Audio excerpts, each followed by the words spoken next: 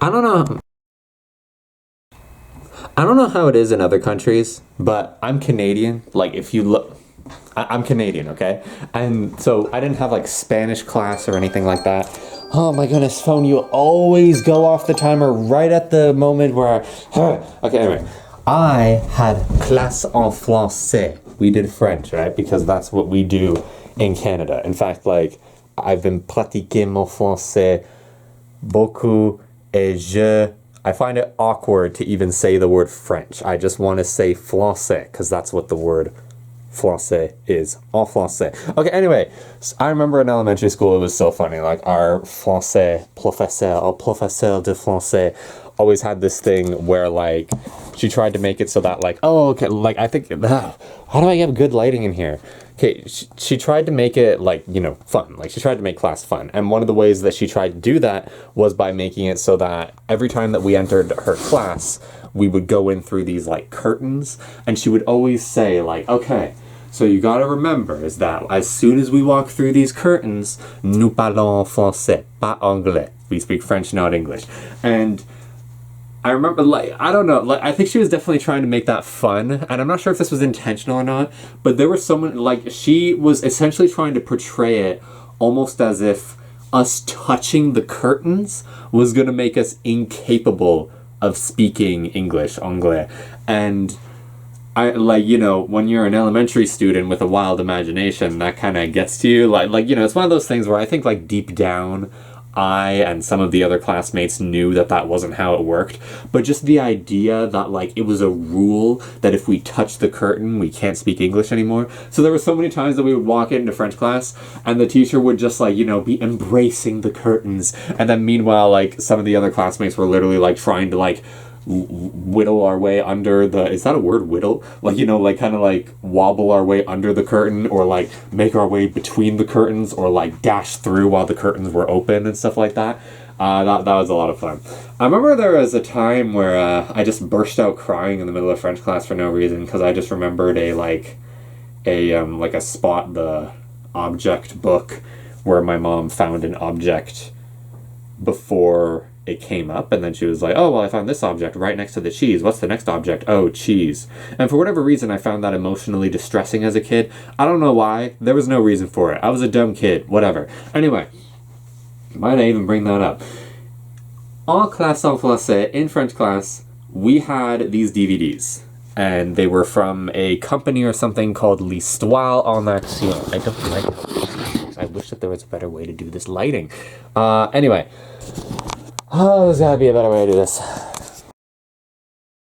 There we go, this is good. So yeah, so it was from a company called L'Histoire en Action. They mainly did French stuff.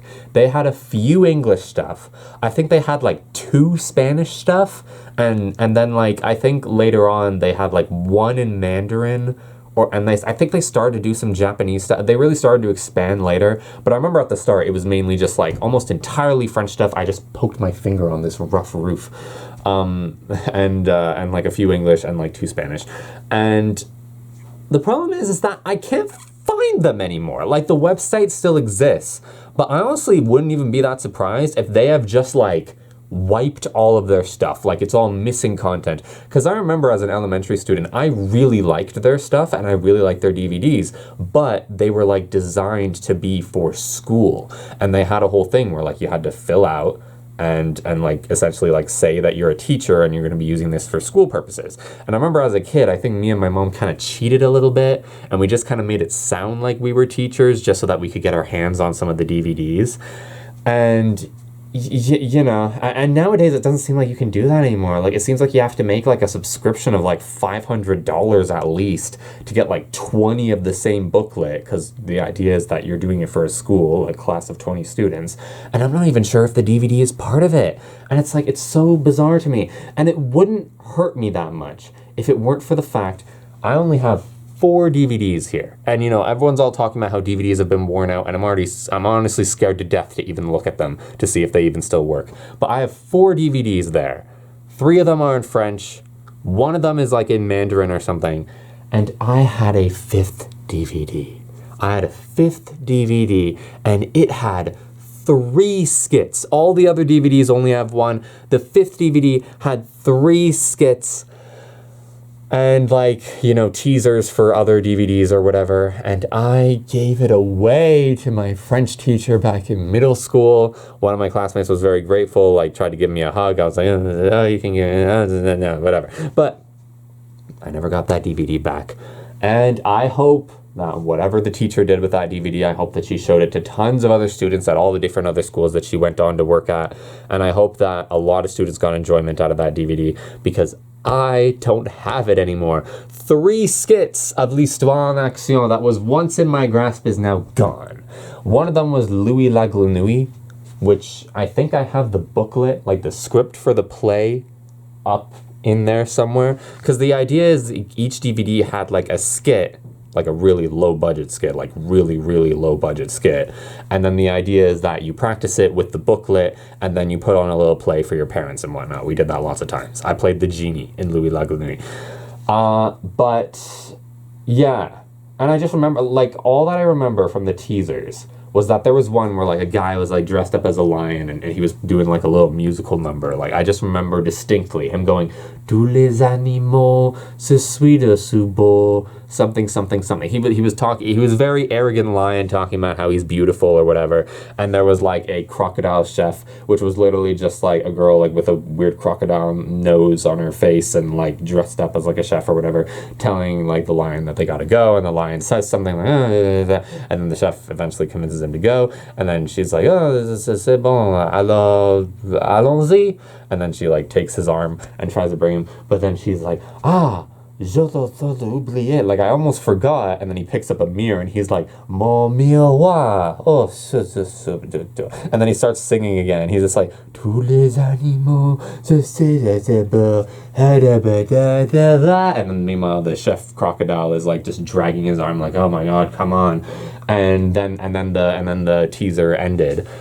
And then, okay, I do remember distinctly that one of the other skits on that DVD, like the complete skit for it, was about a detective trying to find a criminal or whatever. And you know, it was all like all these skits were like 5 minutes, and it was like on this like weird set, and I think like he bumps into a few people, like and accuses some of them of being the criminal, but they're not the criminal, or maybe like asks for help finding the criminal and it doesn't work. I can't really remember. All that I remember is that the criminal turned out to be another girl dressed up as a rat, and then like, but then she has like a really good idea, and she like, and I can't remember exactly what she said on the Francais version, but I remember her saying like, the translation was, wait, can I please just have a last meal before you drag me away?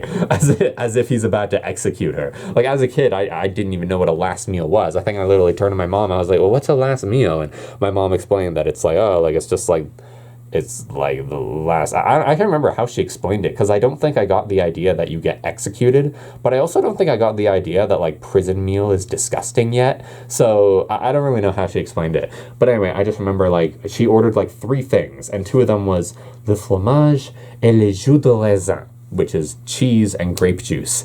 And I remember like and this is her daring escape mission, because the detective says, okay, fine, I will go get that for you. And then he just runs off and just leaves the rat all by herself. I don't remember if it was literally that stupid. Maybe she had handcuffs on and she had a way to like get them off using an object in the room or something.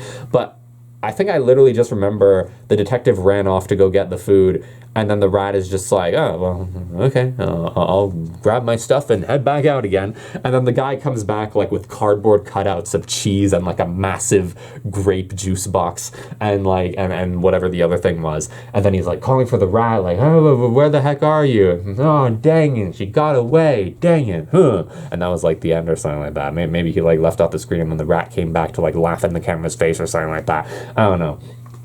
And I remember on the website, there were also trailers for the different like skits that they would have. And I remember there was an English one that I burned into my memory because it was so amazing. So it was the 3 Little Pigs, but in English. The idea is that you're supposed to be doing this for students who don't speak English teaching them how to speak English. And, you know, so we have like someone dressed up as a pig, just like looking all scared in a weird cardboard cutout of a house with a window.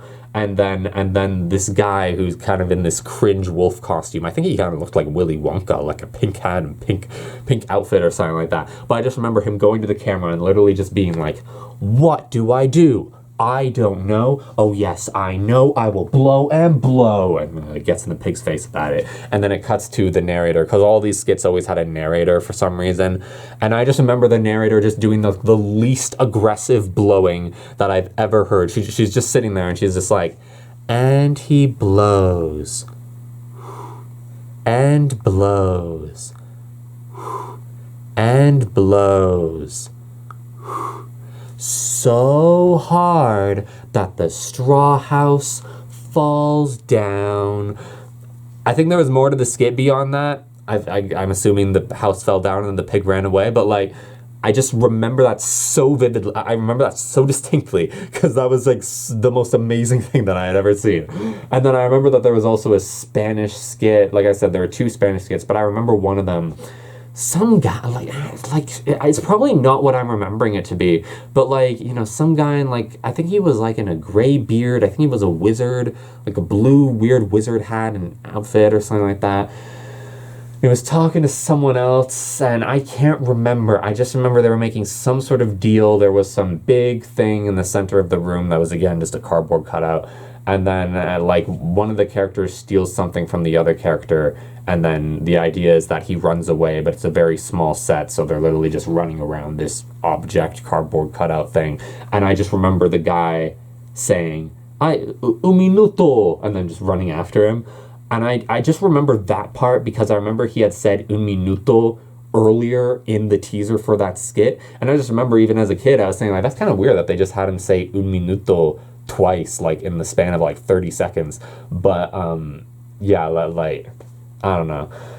And then and then, you know, that's pretty much what I remember. That's just stuff that I remember, like l'histoire en action, missing content before I really thought to like really record this stuff.